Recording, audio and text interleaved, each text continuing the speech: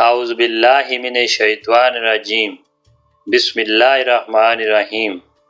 شروع اللہ کے نام سے جو بڑا مہربان نہایت رحم والا ہے۔ السلام علیکم ورحمۃ اللہ وبرکاتہ۔ پیارے ناظرین، اگر آپ ہمارے چینل پر فرسٹ ٹائم آئے ہیں یا ہمارا چینل سبسکرائب نہیں کیا ہوا تو ہم آپ سے تہہ دل سے ریکویسٹ کرتے ہیں چینل کو سبسکرائب کر دیجئے تاکہ تمام ویڈیو کا نوٹیفیکیشن بر وقت آپ کو ملتا رہے۔ غزوہ خندق کا واقعہ۔ بنی نذیر کے یہودیوں کو مدینہ منورہ میں ان کے علاقے سے نکال دیا گیا تھا۔ اسی وجہ سے ان کے بڑے بڑے سردار مکہ معظمہ گئے، قریش کو ساری تفصیل بتائی اور قریش کو دعوت دی کہ وہ مسلمانوں سے جنگ کے لیے میدان میں آئیں۔ انہوں نے قریش کو خوب بھڑکایا اور کہا، جنگ کی صورت میں ہم تمہارے ساتھ ہوں گے، یہاں تک کہ محمد صلی اللہ علیہ وسلم اور ان کے ساتھیوں کو نیست و نابود کر دیں گے۔ مسلمانوں سے دشمنی میں ہم تمہارے ساتھ ہیں۔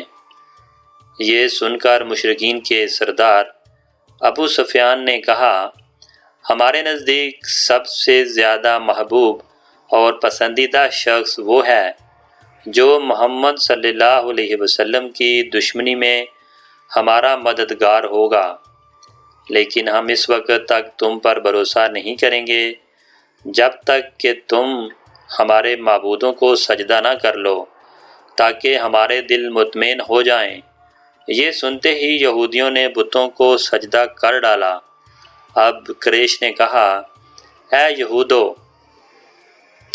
تم اہل کتاب ہو اور تمہاری کتاب سب سے پہلی کتاب ہے، اس لیے تمہارا علم بھی سب سے زیادہ ہے، لہٰذا تم بتاؤ ہمارا دین بہتر ہے یا محمد صلی اللہ علیہ وسلم کا؟ یہودیوں نے جواب میں کہا، تمہارا دین محمد کے دین سے بہتر ہے اور حق اور صداقت میں تم لوگ ان سے کہیں زیادہ بڑے ہوئے ہو۔ یہودیوں کا جواب سن کر قریش خوش ہو گئے۔ نبی اکرم صلی اللہ علیہ وسلم سے جو انہوں نے جنگ کا مشورہ دیا تھا وہ بھی انہوں نے قبول کر لیا۔ چنانچہ اس وقت قریش کے 50 نوجوان نکلے۔ انہوں نے خانہ کعبہ کا پردہ پکڑ کر اس کو اپنے سینے سے لگا کر یہ حلف دیا کہ وقت بھر ایک دوسرے کو دغا نہیں دیں گے جب تک کہ ان میں سے ایک شخص بھی باقی ہے محمد صلی اللہ علیہ وسلم کے خلاف متعدد رہیں گے۔ اب قریش نے جنگ کی تیاری شروع کر دی۔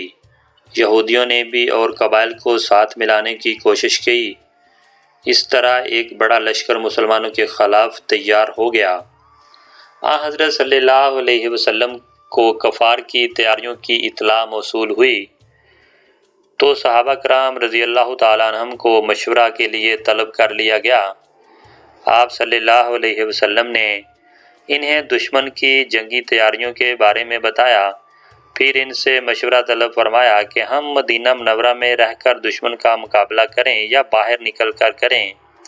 اس پر حضرت سلیمان فارسی رضی اللہ تعالیٰ عنہ نے مشورہ دیا، اے اللہ کے رسول، ہم ملک فارس میں جب ہمیں دشمن کا خوف ہوتا تھا تو شہر کے گرد خندق کھود لیا کرتے تھے۔ حضرت سلیمان فارسی رضی اللہ تعالیٰ عنہ کا یہ مشورہ سبھی کو پسند آیا۔ چنانچہ مدینہ منورہ کے گرد خندق کھودنے کا کام شروع کر دیا گیا۔ سب صحابہ کرام رضی اللہ تعالیٰ عنہم نے خندق کی کھدائی میں حصہ لیا۔ خود حضور نبی کریم صلی اللہ علیہ وسلم نے بھی خندق کی کھدائی کے دوران صحابہ کرام رضی اللہ تعالیٰ عنہم کو بھوک نے ستایا۔ وہ زمانہ عام تنگ دستی کا تھا۔ کھدائی کے دوران ایک جگہ سخت پتھریلی زمین آ گئی۔ صحابہ کرام رضی اللہ تعالیٰ عنہم اس جگہ کھدائی نہ کر سکے۔ آخر حضور نبی کریم صلی اللہ علیہ وسلم کی خبر آ گئی۔ آپ صلی اللہ علیہ وسلم کا دال اپنے ہاتھ میں لی اور اس جگہ ماری، ایک ہی ضرب میں وہ پتھریلی زمین ریت کی طرح بھربھرا گئی۔ ضرب لگانے کے دوران روشنی کے چماکے سے نظر آئے صحابہ کرام رضی اللہ تعالیٰ عنہم نے ان کے بارے میں پوچھا کہ یہ روشنی کے جماکے کیسے تھے؟ تو آپ صلی اللہ علیہ وسلم نے ارشاد فرمایا، پہلا جماکے میں اللہ تعالیٰ نے مجھے یمن کی فتح کی خبر دی ہے، دوسرے جماکے میں ذریعے اللہ تعالیٰ نے مجھے شام اور مغرب پر غلبہ عطا فرمانے کی اطلاع دی، اور تیسرے جماکے کے ذریعے اللہ تعالیٰ نے مشرق کی فتح کی مجھے دکھائی ہے۔ غرض جب اللہ کے رسول صلی اللہ علیہ وسلم اور صحابہ کرام رضی اللہ تعالیٰ عنہم خندق کی کھدائی کے فارغ ہوئے تو اس وقت قریش اور اس کے حامیوں کا لشکر مدینہ منورہ کے باہر پہنچ گیا۔ اس جنگ میں کافروں کی 10,000 تعداد کے مقابلے میں مسلمان صرف 3,000 تھے۔ مشرکوں کا لشکر مدینہ منورہ کے گرد خندق دیکھ کر حیرت زدہ رہ گیا۔ وہ پکار اٹھے، خدا کی قسم یہ تو بڑی زبردست جنگی چال ہے۔ عرب تو اس جنگ کی تدبیر سے واقف نہیں تھے۔ مشرکوں کے دستے بار بار خندق تک آتے رہے اور واپس جاتے رہے۔ مسلمان بھی اچانک خندق تک آتے اور کافروں کی طرف تیر برساتے، پھر واپس لوٹ جاتے۔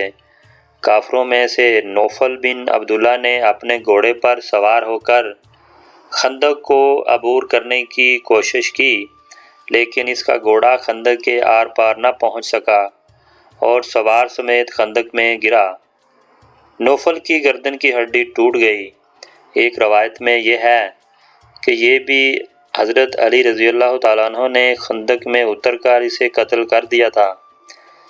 کافروں اور مسلمانوں کے درمیان بس اس قسم کی چھیڑ چھاڑ ہوتی رہی۔ کافر دراصل خندق کی وجہ سے مسلمانوں پر حملہ آور ہونے کے قابل نہیں رہے تھے۔ لڑائی سے پہلے عورتوں اور بچوں کو ایک چھوٹے سے قلعے میں پہنچا دیا گیا تھا۔ یہ جگہ حضرت حسان بن ثابت رضی اللہ تعالیٰ عنہ کی تھی۔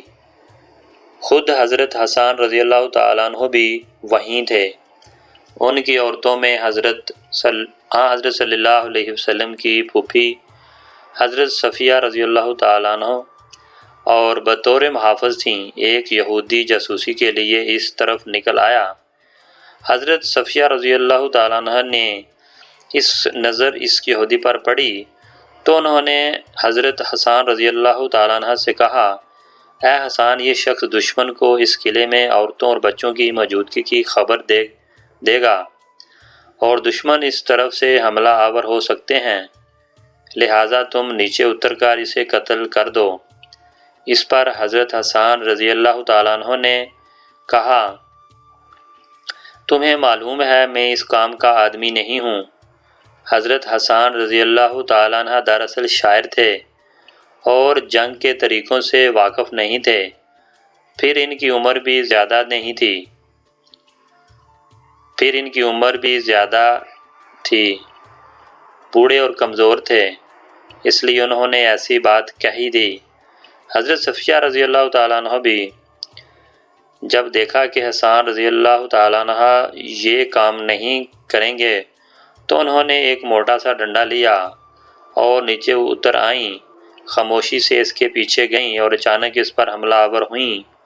انہوں نے ڈنڈے کے کئی وار اس پر کیے یہاں تک کہ وہ ختم ہو گیا، پھر تلوار سے اس کا سر کاٹ کر ان یہودیوں کی طرف اچھال دیا جو اس کے پیچھے آ رہے تھے۔ وہ سب خوف زدہ ہو کر بھاگ نکلے۔ ادھر مشرکوں میں سے چند لوگوں آگے بڑھے۔ انہوں نے خندق عبور کرنے کے لیے اپنے گھوڑوں کو دور لے جا کر خوب دوڑایا اور جس جگہ خندق کی چوڑائی کم تھی اس جگہ سے لمبی چھلانگ لگا کر آخر خندق پار کرنے میں کامیاب ہو گئے۔ ان لوگوں میں عمرو بن حامد عبدرو بھی تھا۔ وہ عرب کا مشہور پہلوان تھا۔ اس کے بارے میں مشہور تھا کہ وہ بہت بہادر ہے اور اکیلا 1,000 آدمیوں کے لیے کافی ہے۔ خندق عبور کرتے ہی وہ للکارا، کون ہے جو میرے مقابلے میں آتا ہے؟ اس کی للکار سن کر حضرت علی رضی اللہ تعالیٰ عنہ آگے آ گئے۔ انہوں نے نبی کریم صلی اللہ علیہ وسلم سے عرض کیا، اللہ کے رسول، اس کا مقابلہ اس کے مقابلے میں جاؤں گا۔ آپ صلی اللہ علیہ وسلم نے ارشاد فرمایا بیٹھ جاؤ، یہ عمرو بن عبدو ہے۔ ادھر عمرو نے پھر آواز دی، حضرت علی رضی اللہ تعالیٰ عنہ پھر اٹھ کھڑے ہوئے۔ آپ صلی اللہ علیہ وسلم نے انہیں پھر بٹھا دیا۔ اس نے تیسری بار پھر مقابلے کے لیے آواز لگائی۔ آخر آپ صلی اللہ علیہ وسلم نے حضرت علی رضی اللہ تعالیٰ عنہ کو اجازت دے دی۔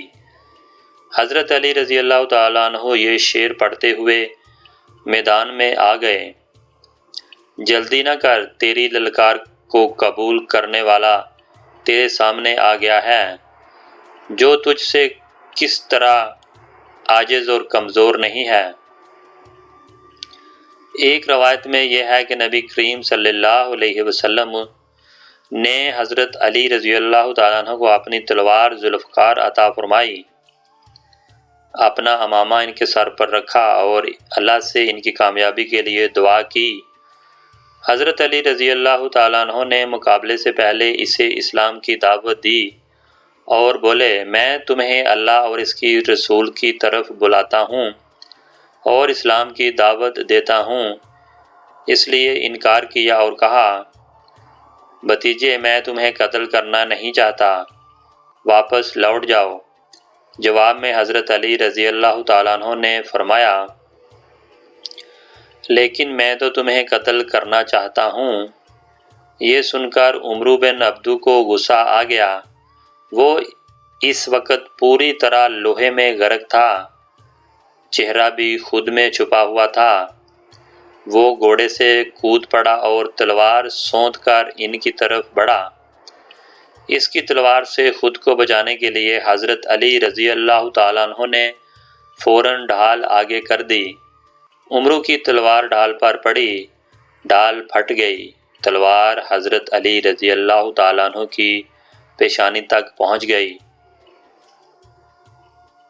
پیشانی پر زخم آ گیا۔ تو ناظرین، اگر آپ کو ہماری ویڈیو اچھی لگی تو پلیز